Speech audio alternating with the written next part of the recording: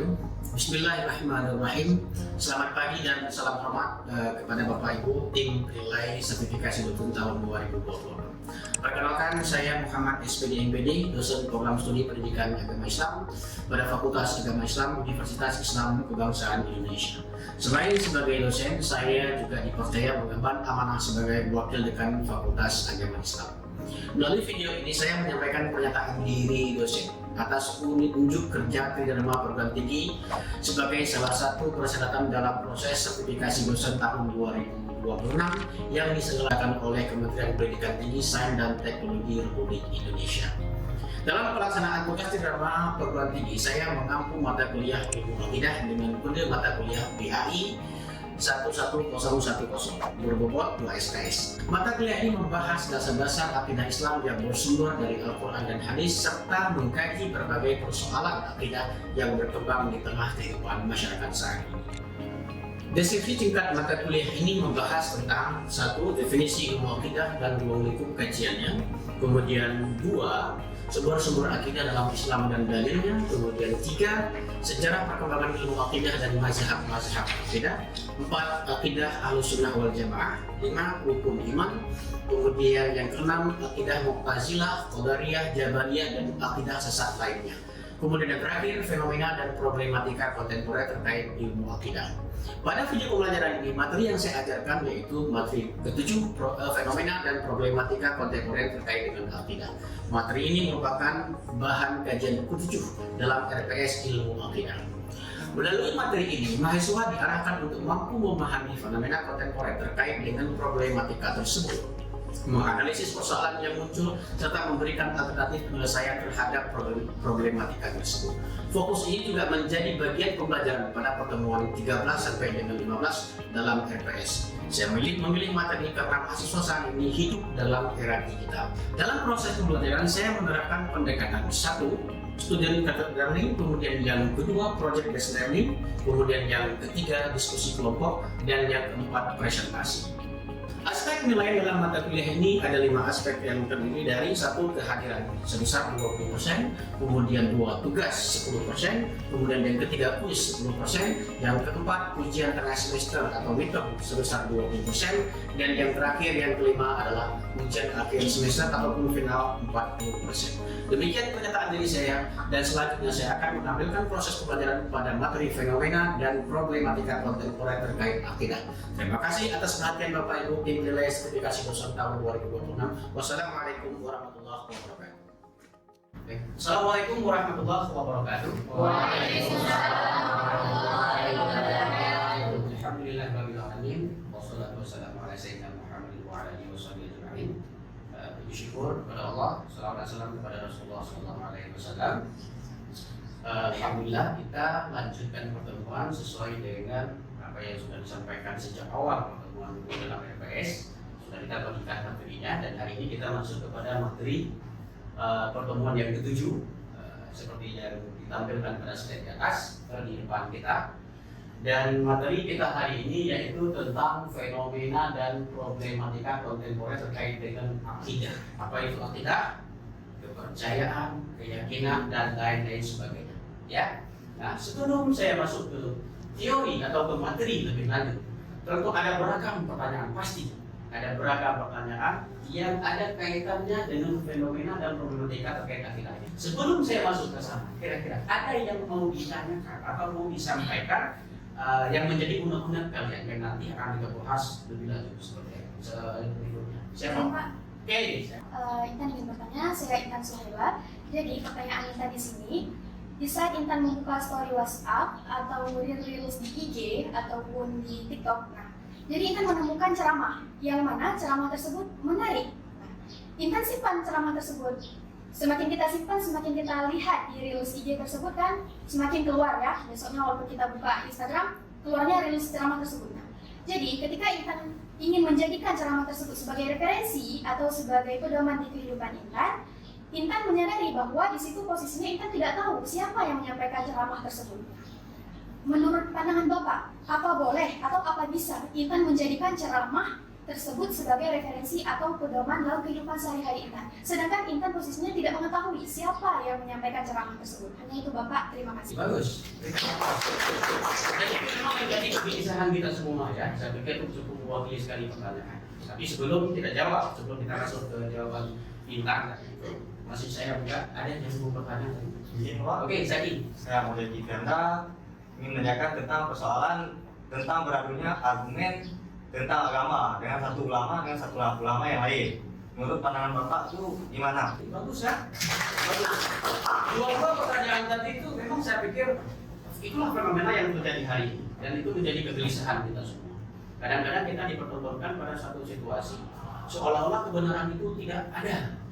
Yang satu membenarkan golongan ini, yang satu membenarkan golongan yang lain.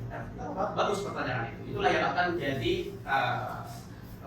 dasar nanti kita masuk ke materi ini, kita bahas lebih lanjut kenapa ini bisa terjadi. Ya, pertanyaan Intan Suhaila tadi itu terkait dengan menjadikan sebuah pegangan atau referensi melalui video-video yang ada apakah itu di YouTube, kemudian di TikTok, kemudian di slide-slide atau apa di share video atau di story WA gitu kan. Dan itu memang fakta hari ini itu. Kenapa itu bisa terjadi? Itulah karena kurangnya literasi tadi. Pertama kita tidak paham ini agama yang baik dan benar. Yang kedua etika bermedia sosial ini yang sangat kurang sedikit. Begitu dapat sesuatu, oh ini bagus versi kita kan, langsung share terus. Besok kalau ditangkap, kenapa ditangkap? Karena makan, menyebar informasi bohong, menyebarkan bla bla bla bla. Kan itu juga jadi masalah kan. Nah, terus pertanyaannya kemudian di situ dari pertanyaan kita, apakah itu bisa dijadikan sebuah referensi atau hujah atau pegangan untuk kita? Nah, yang pertama yang harus diklarifikasi adalah segala sesuatu informasi yang diperoleh baik terkait dengan ilmu agama maupun ilmu apapun harus benar-benar dicek pertama adalah sumber yang benar. Pertama kalau memang itu sebuah video klarifikasi siapa sih yang menyampaikan dan media yang menyampaikan ini media apa, terpercaya atau tidak. Jangan pula begini teman-teman, mencari contoh di manakah Allah berada, kan sering ini Gen Z dibingungkan dengan pertanyaan itu. Lalu buka di media sosial atau buka di media online, carinya di detik.com. Kan lucu. Atau cari di serambinews.com. Masuk akal nggak? Kita mau cari jawaban terhadap kebingungan kita soal akidah, yang kita cari di detik.com. Detik.com itu siapa? Isinya tentang berita, kan? Tentang olahraga, tentang politik, keuangan, ekonomi dan lain sebagainya. Kita cari soal agama yang nggak dapat jawaban. Bagaimana kita harus cari? Ke guru agama, ke ustadz atau ke di kampus kalau ada dosen agama, jumpai mereka tanya. Atau ada kawan kita alumni pesantren tanyakan ke mereka. Kalau kita nggak berani tanyakan kepada yang lebih tua, saya pikir di antara kita ini tidak di dalam kelas ini aja pasti ada yang bahkan lebih paham dari saya terkait dengan ilmu agama. Hanya saja hari ini saya menyampaikan karena saya dianggap lebih tua dan paham cara menyampaikan. Dan belum tentu di antara kalian itu pasti ada yang alumni ya paham betul. Cuma kadang-kadang ragu nggak tahu cara menyampaikan. Ajarkan ke mereka dengan bahasa kalian. Terkait dengan informasi yang ditanyakan oleh dari Intan tadi itu, maka itu yang harus dipastikan dulu siapa yang menyampaikan dan dari mana berita itu. Kalau itu belum pasti, jangan jadikan itu sebagai sumber rujukan atau referensi. Kenapa? Karena yang kita ingin tahu jawaban tadi terkait dengan sesuatu yang sangat fundamental, terkait dengan akidah. Akidah itu nggak boleh tawar-menawar ya. Karena itu terkait dengan keyakinan seseorang. Salah informasi, salah sumber, maka bisa berubah keyakinan itu. Itulah yang menyebabkan kita itu jadi salah alum, kan? Oke, ya, gimana kan? Cukup ya, saya pikir nanti kita bahas lebih lanjut. Kemudian yang ditanyakan oleh Zaki tadi itu, ini juga tidak kalah penting. Jadi kalau kalian bisa flashback ke belakang, sering melihat ketika sudah sampai masanya masuk ke bulan Maulid, antara satu tuku dengan tuku meributkan soal rakaat tarawih, meributkan soal boleh nggak bolehnya Maulid. Kan ini terus-terusan nih. Ini yang sebentar lagi ini mau masuk bulan suci Ramadan ini. Pasti nanti udah mulai nanti nampak story TikTok itu. Ustaz ini haram, bid'ah, salat tarawih itu 8, ustaz yang satu haram 20 nggak dilakukan lagi. Dan begitu nanti kita cross check, dua-duanya boleh dilakukan. Dan dua-duanya itu ada sumbernya. Hanya saja tidak mau terbuka satu sama lain mengakui bahwa kita dua-duanya itu ada hujah, ada dasar, ada dalilnya. Itulah di mahasiswa saya menginginkan jangan lagi ada pola pikir yang sedemikian rupa. Maka kalau ketemu persoalan seperti yang disampaikan Zaki tadi, apa yang harus dilakukan? Ya cukup mendengar saja. Dan jangan latah, ini yang sering kita latah. Oh ini nggak jelas nih, nggak sesuai dengan buku saya bilang nih. Udah kita tulis di komentar di bawahnya, buku kalian sesat. Buku saya begini, apa buku ngajinya cuma begini ya? Terus berapa bukunya? Padahal buku yang kita hujat tadi itu, dia mengaji sudah hampir 20 tahun itu sampai habis kita dia baca. Yang lagi satunya lagi juga sama. Yang lucunya buku atau buku itu nggak tahu apa-apa yang kantor kita netizen. Jadi itu fakta kan? Nah, maka sikap-sikap seperti itulah yang diperlukan pada mahasiswa itu bisa menyaring informasi dengan baik. Kalau memang itu memunculkan perdebatan, maka tinggalkan itu. Nanti menyuruh begitu, tinggalkan perdebatan. Karena perdebatan itu hanya akan mengelompokkan kita semua itu kepada kelompok orang bodoh. Tidak ada kemenangan pada sebuah perdebatan. Itu perlu diingat ya. Jadi ketika bertemu seperti itu, maka tinggalkan itu bukanlah wahana atau kesempatan yang baik untuk menunjukkan bahwa saya lebih tahu, ilmu saya lebih hebat. Nah, seperti itu ya, belajar kepada sumber yang benar. Saya pikir itu cukup ya, tadi dua sudah mewakili keresahan kita terkait dengan akidah atau problematika yang terjadi hari ini. Maka problematika adalah sesuatu yang sedang terjadi sekarang dan menjadi PR kita semua. Baik, sekarang kita lanjut. Kita masuk ke slide pertama. Persepsi menghubungkan pengalaman sehari-hari mahasiswa dengan materi yang akan dipelajari. Tadi saya belum buka sampai ke slide ini. Tadi teman-teman sudah selangkah lebih maju bertanya terkait kegelisahan kalian. Itu hebat mahasiswa saya ketika semua. Belum saya bahas tapi sudah masuk kepada problem yang menjadi PR kita hari ini. Dan coba dilihat tadi di atas itu ada yang pertama media sosial. Tadi sudah ditanyakan. Platform untuk melihat tren dan berita opini publik. Nah, itu dasar utama media sosial itu. Kemudian yang kedua, media sosial tidak mudah terpengaruh oleh hoax dan bias. Kemudian internet sumber informasi yang terbatas dari seluruh dunia. Kemudian pemahaman akidah menjadi dasar landasan agar kita tidak mudah terpengaruh dan tetap berpegang pada kebenaran. Tidak ada nyambung antara 1, 2, dan 3 ini dengan poin yang terakhir. Paham maksud saya? Akidah itu, pemahaman akidah itu pemahaman yang lekat pada kita semua, yang itu hasil dari sesuatu yang kita pelajari. Sementara media sosial tadi itu dan internet dan segala macam itu menjadi wadah memperkaya informasi. Lalu kalau pemahaman akidah yang di ujung itu kita jadikan media sosial ini atau internet ini sebagai wadah untuk memperdebatkan, maka lucu nggak akan sampai, dia nggak akan ketemu. Kemudian berikutnya, teknologi cerdas, konten media sosial dan segala macam itu bagian daripada yang di atas itu. Artinya apa? Apa yang sudah kalian tanyakan tadi itu menjadi kegelisahan kita semua, yang semuanya itu disebabkan oleh tidak ada batasannya informasi hari ini yang beredar di kalangan kita semua. Teman-teman, kalau saya tanyakan, di manakah Tuhan itu berada? Kalau kalian buka ChatGPT, kalian buka Google, buka AI segala macam itu bentuk media yang bisa untuk membaca itu, semua akan memberikan jawaban yang jawaban itu tidak ada ujungnya. Dia akan tunjukkan di mana Tuhan berada. Tuhan itu, kalau media internet, Tuhan itu ada di samping kita, Tuhan itu ada dalam lubuk hati kita, Tuhan itu ada di langit berdasarkan Muhammad bla bla bla. Kita semua jadi bingung. Kenapa? Karena kita mengandalkan pada platform tertentu. Tetapi kalau kita kembali kepada pemahaman akidah yang benar itu, kita berburu, kita belajar kitab, kita belajar orang-orang yang ahli Al-Quran dan hadis. Pertanyaan tentang di manakah Tuhan itu bisa diurutkan sesuai dengan dasar yang digunakan sampai ketemu titiknya itu di mana Tuhan itu berada. Dan itu tidak akan ambigu. Jelas ya Tuhan itu. Terlepas nanti dalam pemahaman agama, seperti contoh misal ada pemahaman ayat tentang bahwa Allah itu berada di atas arsy, ya kan? Ini sering jadi perdebatan di sini itu apakah benar? Apakah arsy itu disebut sebagai sebuah tempat yang tempat itu dimaknai secara harfiah itu sebuah kursi? Apakah Allah itu berada di atas kursi? Apakah Allah itu adanya di langit? Kan macam-macam muncul di sini. Dan itu tidak lagi menjadi ranah kalian. Apa makna bukan ranah kalian? Kalian atau kita semua yang ada hari ini itu tidak cukup wawasan keagamaan untuk memperdebatkan itu. Itu sudah pemahaman mereka yang kita anggap sebagai ulama untuk memberikan literasi dunia. Kita tidak sampai ilmunya kalau mengkaji sampai ke situ. Bahkan kalau kita paksa mengkaji sampai ke situ dengan keilmuan yang kita punya hari ini, ujung-ujungnya nanti kita sesat. Memaknakan sesuatu itu berdasarkan literasi yang kita baca. Kalau arsy itu diartikan kursi, kan pemahaman kita seperti kursi itu kan. Kasus itu salah, pemahaman itu salah. Bukan itu yang dimaksud, maka tidak dibenarkan kita itu masuk ke ranah itu. Ya, oke. Baik, kita masuk ke konten berikutnya.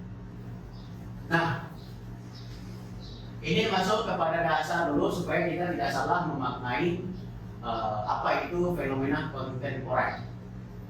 Seperti yang sudah disampaikan dan ditampilkan di situ, fenomena kontemporer adalah perkembangan sosial, budaya, ilmu pengetahuan, teknologi dan pemikiran yang mempengaruhi cara manusia memahami serta menjalankan ajaran agama Islam. Itu ya, mempengaruhi kalimat itu.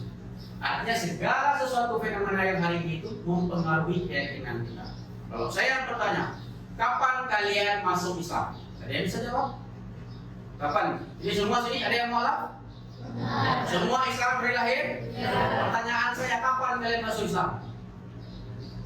Tidak ada yang bisa jawab. Dari lahir kapan kalian ucapkan 2 kalimat syahadat waktu lahir? Tidak ada. Ada yang begitu lahir, begitu selesai dipotong dari pusat langsung asyhadu an la ilaha ada? Apa kalimat pertama kita begitu lahir? Nangis semua. Apakah semua itu mengucapkan kalimat syahadat? Mulai ragu kapan kalian mengucapkan kalimat syahadat? Lalu saya paling bertanya ulang, kapan kalian menjadi Islam? Ada yang bisa jawab. Karena kalian memang tidak di Islam kan? Kecuali jawaban itu baru bisa kalian jawab kalau kalian itu mu'alaf. Ya saya sudah mengucapkan 2 kalimat syahadat. Jelas, ada buktinya. Tahu kapannya, tahu apa yang diucapkan. Ini nggak ada. Semua tiba-tiba kuat nggak tahu dah Islam. Umur 7 tahun sudah disuruh sholat. Apa kira-kira nih pulang dari sini sudah mau tanya nih sama orang tua kapan? Mak, saya masuk Islam. Nah, mulai kan, itu kan? Itu kan pertanyaan mendasar. Mudah sekali saya balik-balikkan. Kalau pemahaman kalian itu tidak kokoh, mari ikut mempengaruhi. Iya, ya. Nah, ada mulai. Kalau udah kalimat iya keluar di lubuk hati walaupun kan diucapkan, nggak mulai digoyah iman. Betul juga yang disampaikan Bapak itu. Gimana ya, gua harus cari ustaz nih untuk mengucapkan balik 2 kalimat syahadat. Nanti kita lihat lagi ada video di sana bahwa kita semua itu lahir dalam keadaan yang sama. Ada lagi hadis Nabi yang menyatakan kan bahwa semua manusia, semua anak itu dilahirkan dalam keadaan fitrah. Mulai lagi muncul nih fitrah, berarti saya nggak ada agama, nggak ada ini segala macam. Mulai lagi goyah kan? Nah, terserahlah nanti itu kalian mulai berpikir balik. Maka harus pertemuan di situ kan? Tapi jangan ragu tetap kita Islam. Hanya yang perlu kita cari jawabannya kapan kita Islam dan bagaimana supaya menjadi keimanan ini lebih kuat. Oke. Berikutnya adalah kenapa problematika akidah itu bisa terjadi? Ya, bisa terjadi. Ada beberapa yang sudah saya simpulkan di sini itu ada 5. Pertama, fenomena globalisasi, kemajuan teknologi dan relativisme, liberalisasi agama, kemudian pencampuran keyakinan, ateisme, agnostis. Tadi ada yang mau sanggah tadi. Siapa tadi yang mau bertanya? Oke, ya. Saya Ika Sapitri ingin bertanya. Di sini saya sering menemukan beberapa statement yang mengatakan bahwa perempuan tersebut tidak penting berhijab, nggak penting berhijab, yang penting hatinya bersih.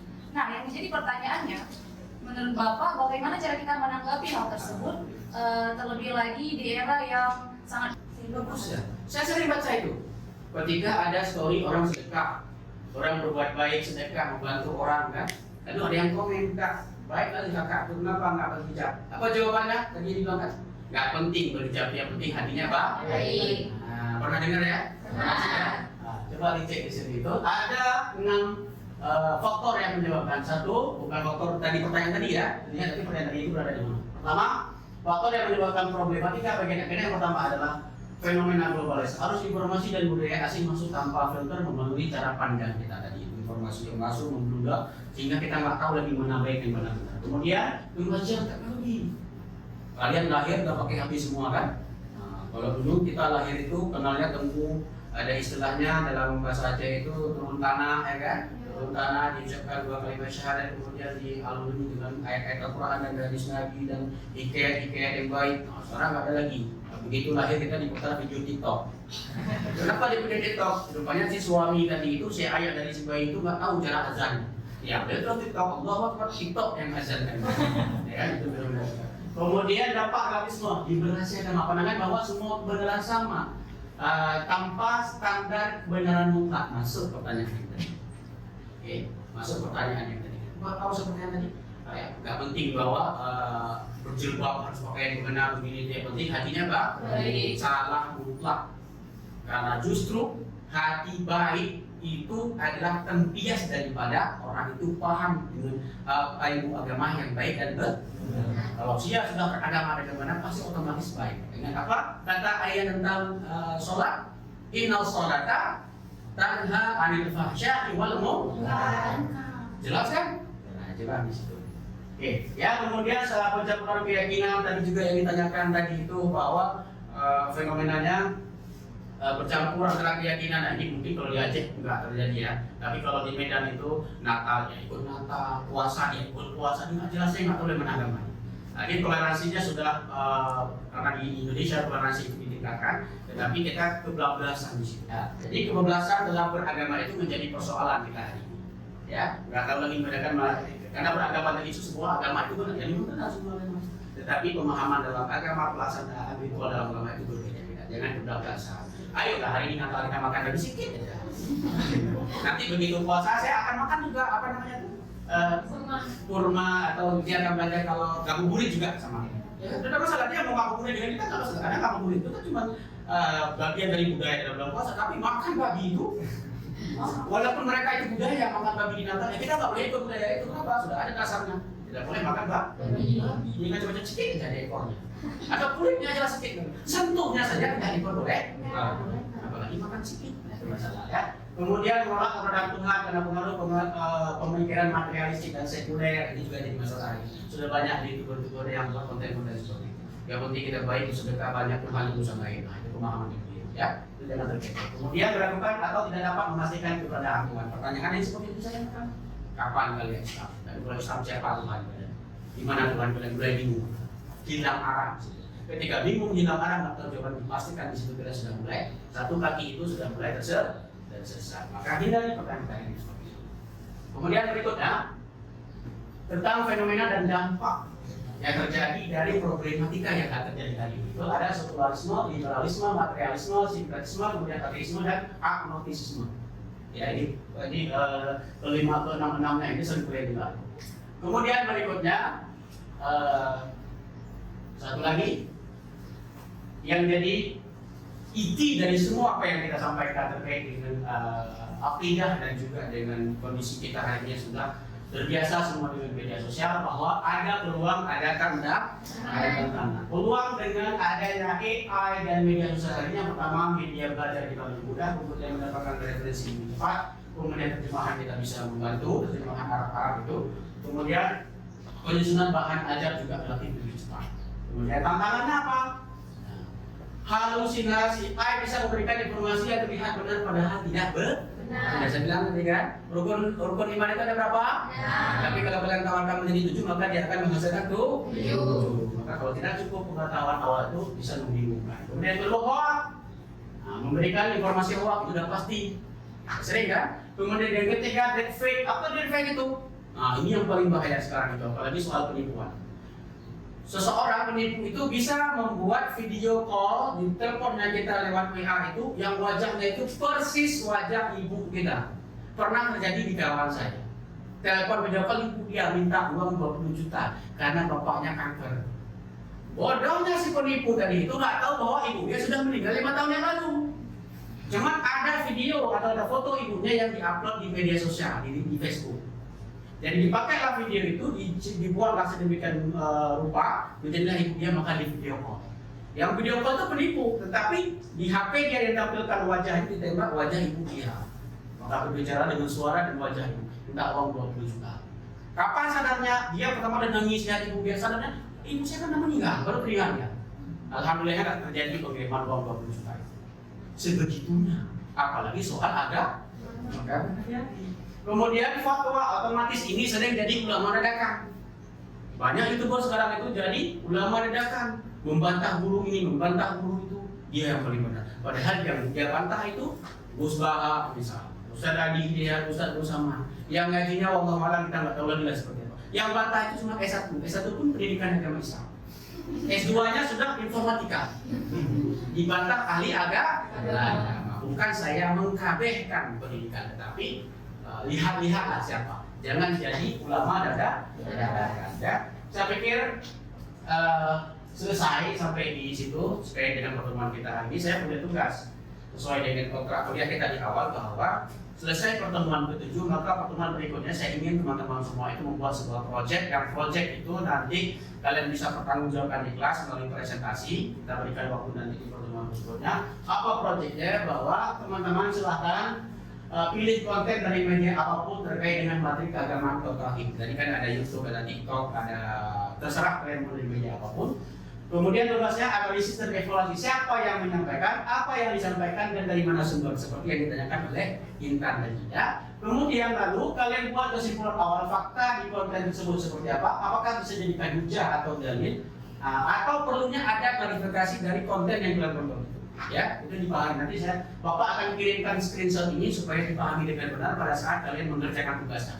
Ya. Kemudian berikutnya, mahasiswa, apa yang saya harapkan dari situ? Mahasiswa diharapkan video tersebut akan dianalisis lebih mendalam untuk menemukan kemampuan berpikir kritis sehingga terampil dalam menyikapi informasi konten terkait dengan akidah yang lebih objektif. Tidak lagi memperdebatkan soal sholat tarawih, lagi soal mau makan makanlah sekenyang kalian. Mau tarawih seberapa sanggup sholat lah kalian. Nabi bahkan menyatakan Nabi pernah sholat lebih daripada 23 rakaat. Kita berdebatkan 80 Nabi ada yang 40 kok, kenapa kita nggak melakukan yang 40?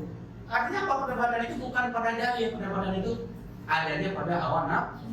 Yang bawa sikit ambil 8, yang ada sikit ambil 20.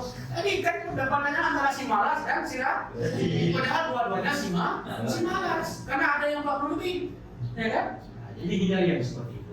Jadi harus bisa objektif teman-teman semua itu menilai segala sesuatu yang beredar di media sosial. Dan terakhir saya ingin menyampaikan kepada teman-teman, teknologi akan terus berkembang, tetapi akidah yang benar harus tetap menjadi kompas dalam setiap langkah kehidupan ini. Kita tidak bisa prolog teknologi, tetapi manfaatkan teknologi itu untuk mempercepat proses kita belajar, untuk menjadi anak tangga kita menaikinya, untuk sampai kepada dalil akli, dalil nakli sampai dengan dalil akli. Artinya ketika melihat suatu fenomena, jadikan AI atau media ini untuk anak tangganya untuk mencapai pada dalil Al-Quran, hadis, dan berdebat. Karena kan nggak mungkin sekarang misalnya saya sampaikan ini, lalu kita jumpai ulama, kan mudah juga. Ya, nggak mudah juga jumpa. Jadi baca. Nah, ulama itu punya tangan yang beredar dan ada di kita semua. Mana tangannya itu? Ada kitabnya, ada bukunya, ada jurnal, artikel. Itulah tangan-tangan mereka. Bacalah apa yang dihasilkan oleh mereka. Walaupun kita tidak bisa ketemu langsung dengan mereka, sebenarnya tulisan itu bisa memberikan jawaban yang tidak membingungkan kita. Ya, cukup ya. Saya pikir untuk hari ini itu, jangan lupa proyek tadi yang saya sampaikan ini kita kerjakan dengan baik, dan nanti akan kita pertanggungjawabkan di kelas ini supaya teman-teman semua itu tidak membingungkan ketika dapat suatu informasi dari media sosial terkait dengan akidah dan terkait dengan hal lain. Ya, saya pikir cukup untuk hari ini. Terima kasih semuanya. Mudah-mudahan menjadi pertemuan yang diberkahi Allah. Saya minta satu orang silakan baca doa seperti biasa seperti itu. Kita membaca doa menaati majelis ya. Bismillahirrahmanirrahim. Subhanakallahumma wa bihamdika asyhadu an la ilaha illa anta astaghfiruka wa atubu ilaik. Ya arhamar rahimin. Baik, terima kasih Intan dan terima kasih teman-teman semua. Kita bertemu di pertemuan berikutnya. Terima kasih. Assalamualaikum warahmatullahi wabarakatuh. Waalaikumsalam warahmatullahi wabarakatuh.